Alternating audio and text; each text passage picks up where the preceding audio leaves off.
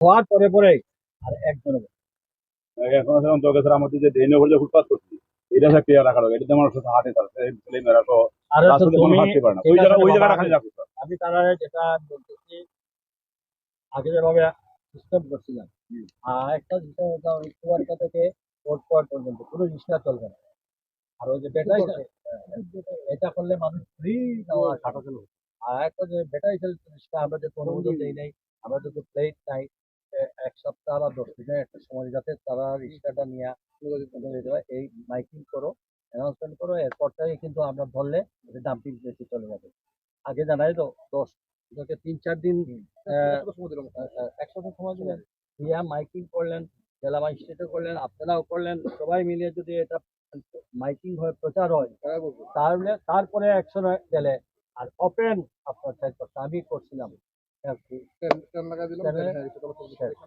আর ওই যে গণন্দনের মোকামের সামনে যে তোমরা ট্রেড লাইসেন্স বাতিল করছো, কিভাবে সিটি কর্পোরেশনের এখানে বাতিলকৃত ট্রেড লাইসেন্স যেখানে নাই তারা আবার এখানে শোরুম বানায় বসে, এটা যেমন আমাদের সামনে দেখেছেন আপনাদের বক্তব্য।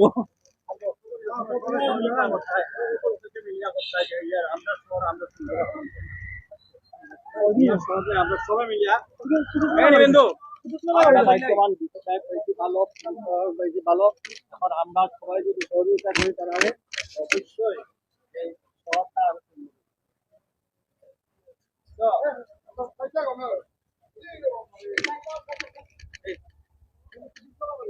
দর্শক যেমনটি দেখেছেন ক্যামেরার সামনে আমাদের আরিফুল হক মেহর চৌধুরী কিন্তু কথা বলতে বলতে হেঁটে আসছেন।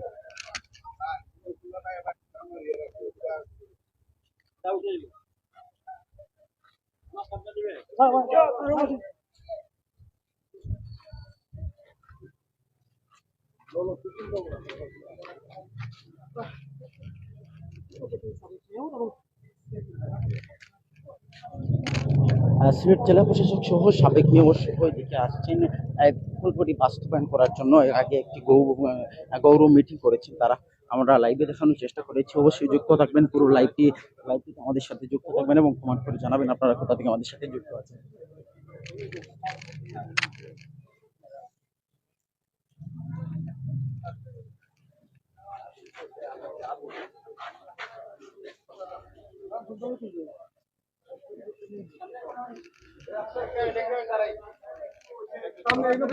সামনে নৌকা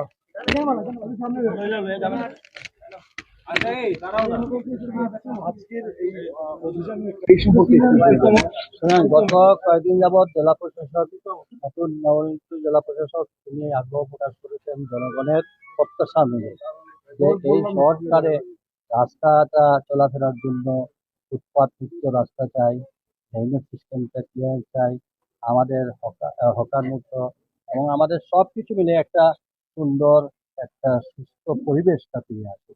এর জন্য সব মহলের কাছেই তিনি আহ্বান করেছেন। তার মিটিংয়ে সকল রাজনৈতিক দলের নেতৃবৃন্দরা ছিলেন, সবাই মতামত প্রকাশ করেছেন। আর এখানে যেহেতু আমি বিগত দিনে এই সিটি কর্পোরেশনের সাবেক মেয়র হিসাবে এবং জনগণের সেবক হিসাবে আমি পঙ্খানুপঙ্খ এই সব বিষয়টা আমি অবহিত আছি, আমি তাদেরকে এই সহযোগিতাতে আমি